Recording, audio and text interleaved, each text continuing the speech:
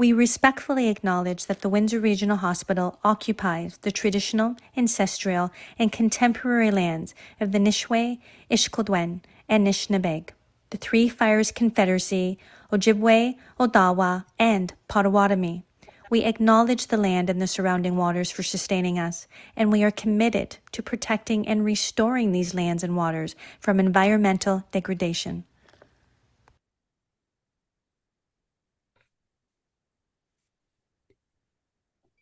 Good evening, everyone. I will call the meeting to order at 5:01 and welcome to the Board of Directors meeting of Thursday, November 7th, 2024.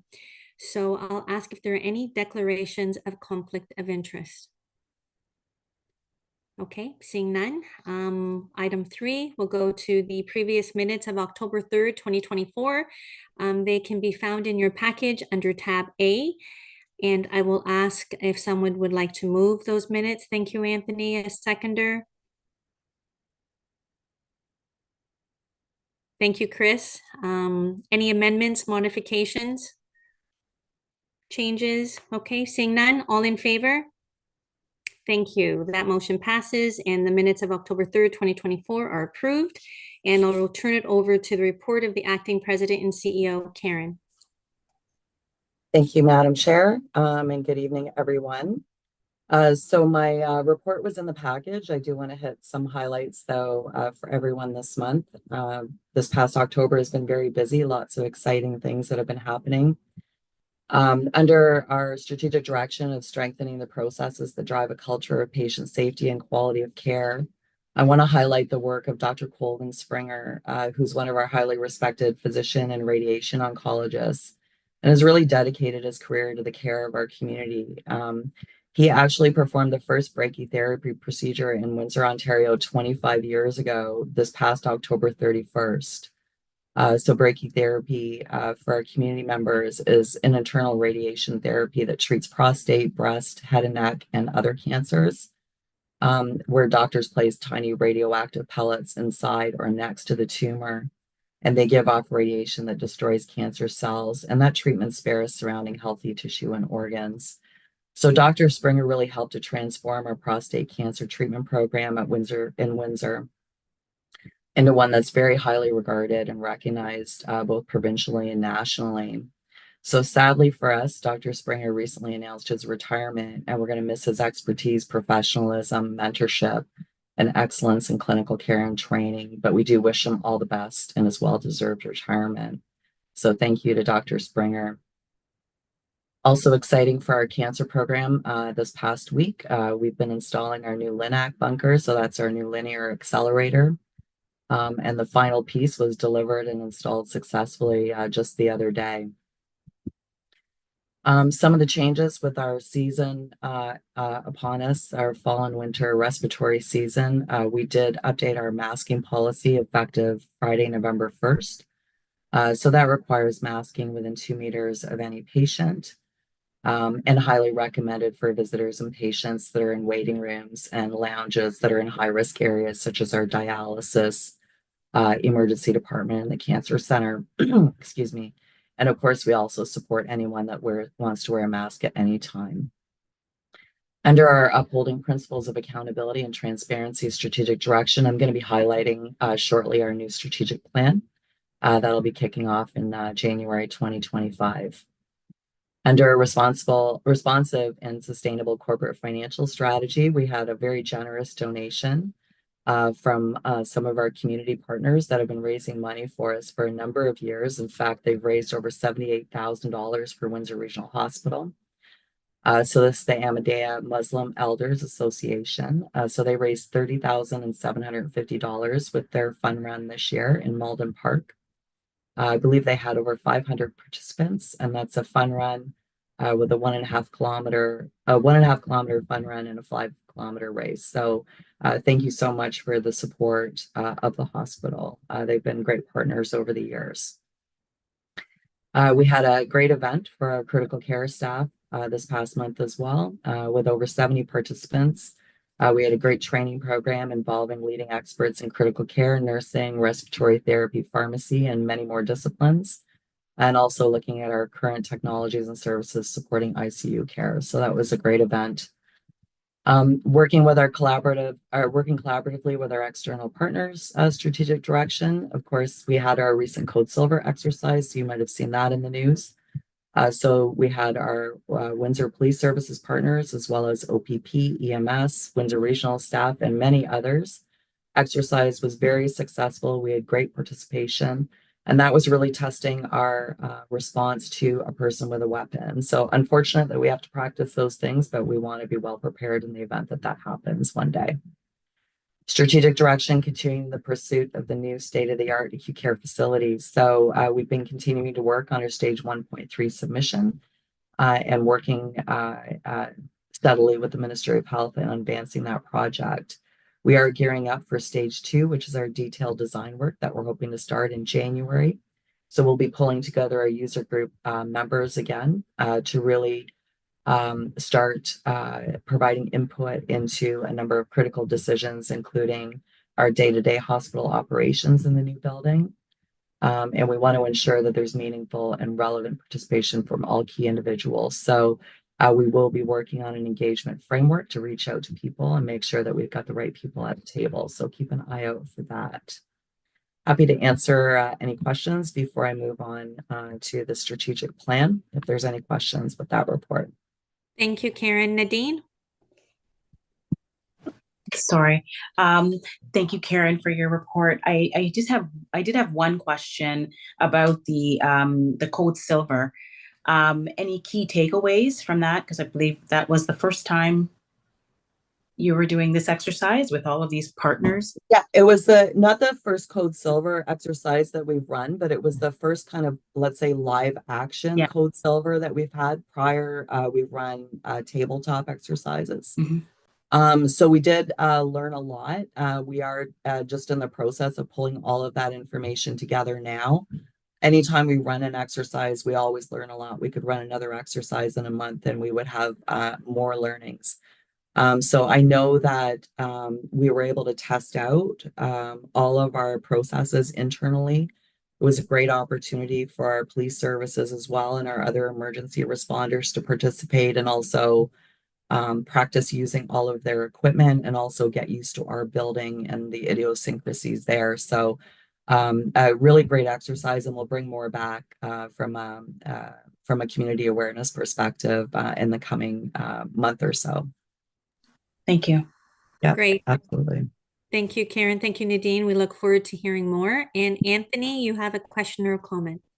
Yeah, just a quick comment. I just want to reiterate just the exceptional job that Ahmadiyya Muslim Elders Association put on for the Run for Windsor.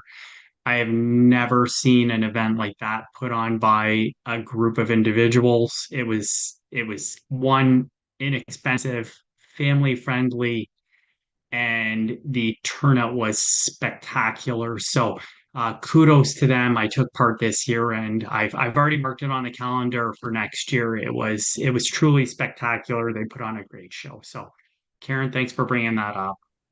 Yeah, absolutely. And they do great work across the globe. Really, they have many members that work nationally, internationally, and across the globe to support various initiatives. So we're very grateful for their support. Thank you, Karen, and thank you, Anthony, for that acknowledgement. Any other questions for Karen or comments before she goes on? Okay, Karen, you can keep going. All right, I'm going to just share my screen here, so just bear with me. I practiced earlier, so it would be seamless. There we go. All right, so we've been talking the last couple of months just about the progress over the summer with development of our new strategic plan.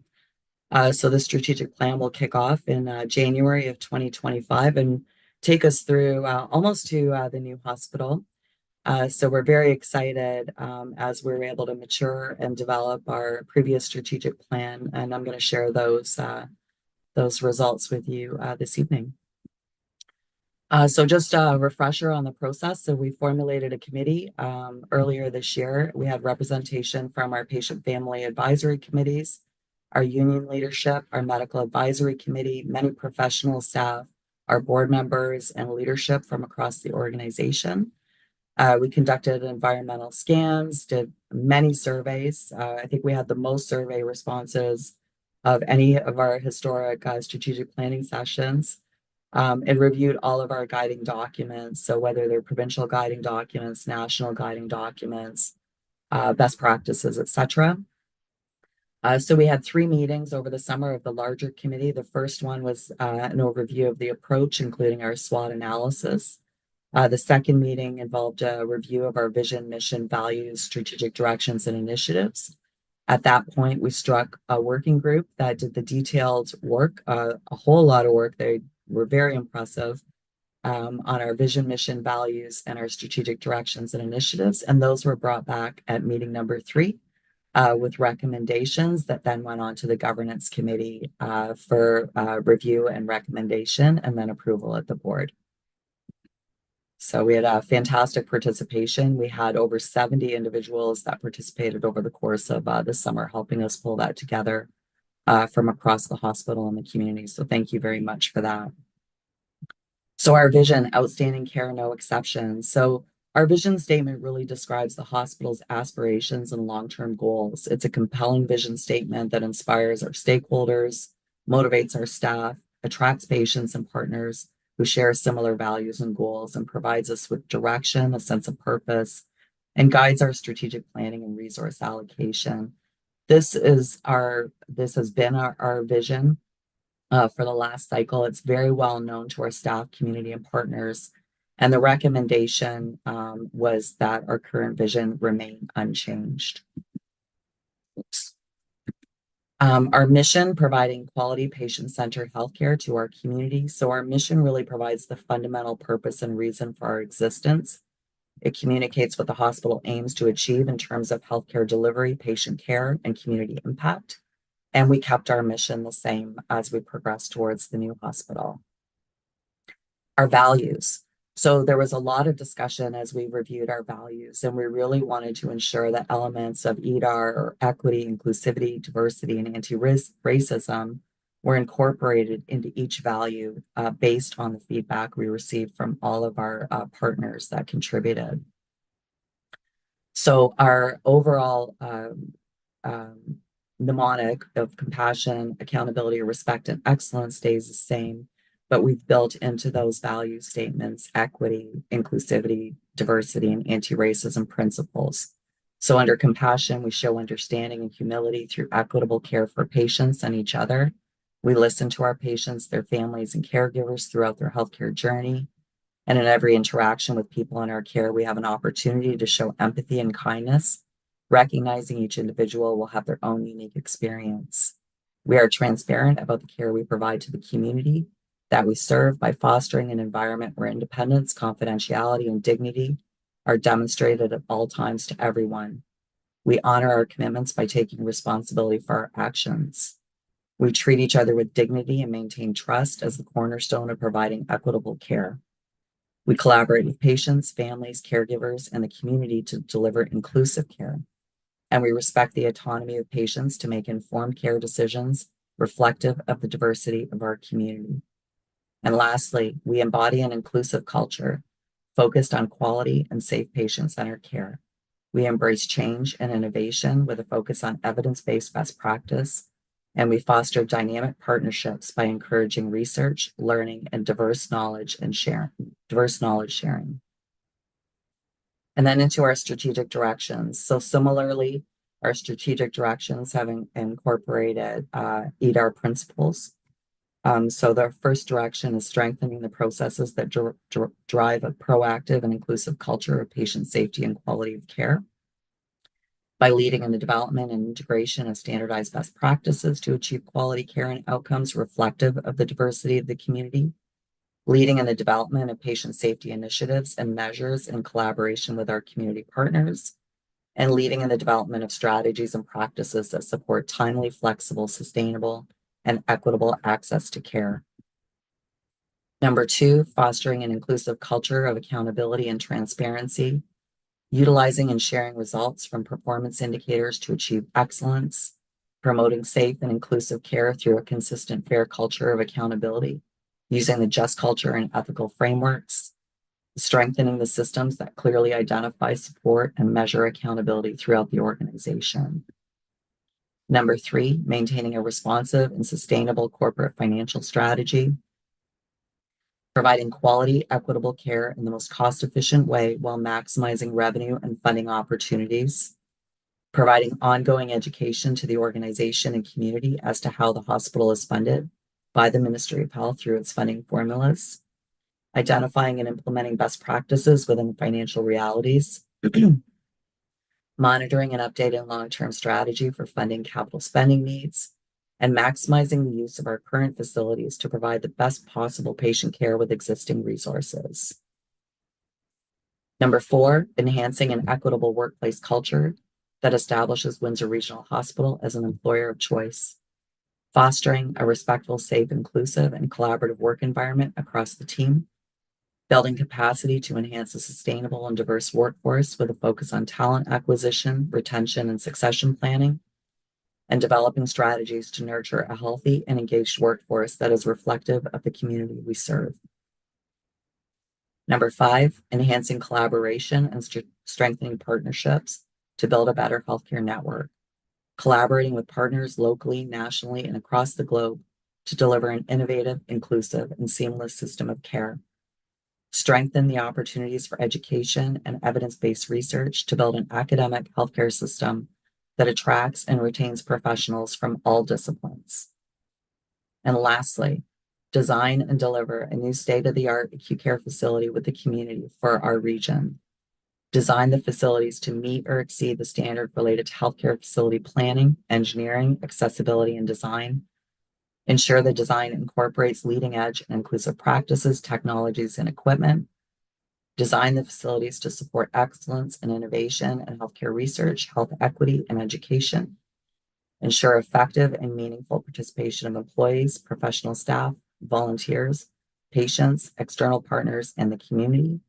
And support the Windsor Regional Hospital Foundation to progress the plan in place to raise funds required for the state-of-the-art equipment and technologies needed in our new facility. So over the course of the coming this month and next month, all of the departments will be developing their operating plans that will be launched in January with our leadership team and board. And we're looking forward to commencing that work. And that's the end of my report. Thank you, Karen. Any questions or comments for Karen as it relates to the strategic directions? Cindy? Yes, I'd just like to comment that the strategic directions, the meetings we had facing and going and revising and modifying and sometimes keeping things the same were excellent with input from all across the board of Windsor Regional Hospital, our community leaders, patients, people that were on our PFAC groups. So it was very well done overall with all people involved. Thank you. Thank you, Cindy. I agree. I think the 2 meetings I went to, it was standing room only.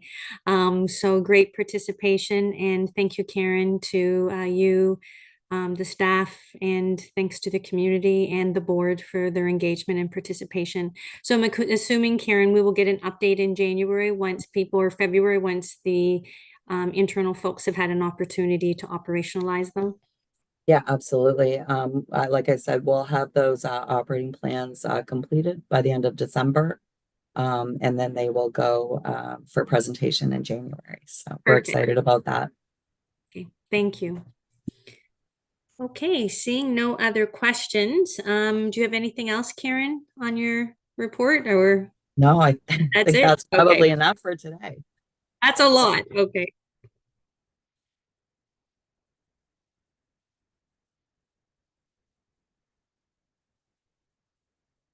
Okay, thank you. We'll move on to the Schulich report. Dr. Jacobs is not with us this evening, and there was nothing provided in a report. That was for information only. So I will move on to item number 6, the financial presentation, which can be found under tab C. And Anthony, over to you. Thank you, Madam Chair. I'll be pretty brief because nothing's really changed significantly from last month. But I think the key to look at, and I'm sorry I didn't pull up the results from August, but the thing I think I'm most proud of currently is the fact that our deficit, as it relates to our budget, has actually gone down. So last month, our budgeted budget or actual to budget deficit was at $2.38 million, and the team is working diligently, and that deficit is now down to $2.1 million to budget. Again, we are looking at things from actual to budget. We expected a budget deficit this year. We are aiming to hit our budget. There are many pressures that are currently taking place. The finance team and the management team at Windsor Regional is working diligently to get as close to that budget as possible. So with that being said, significant improvements made from August to September. So very good. If we keep moving down again, nothing's changed significantly from the financial results from last month. We've still got significant deficits in benefits. Then we have medical staff fees, med surge supplies. These are the normal everyday pain points and other supplies. Again, nothing's changed significantly from last month. But if you review the finance minutes, there's significant verbiage for each one of them. I don't want to take up too much time. I believe I've went over it in pretty good detail last quarter, and I don't want to continue just saying the same things for the sake of saying them. But I'm happy to take any questions that you have. Thank you, Anthony, and great work between August and September. So thank you for that update. Any questions for Anthony? Sorry, maybe we can just, thank you. That's great. Now I can see everybody. Does anybody have any questions or comments for Anthony? Okay, seeing none. Anthony, do you want to go on to the consent agenda? I do. First, I want to move my report.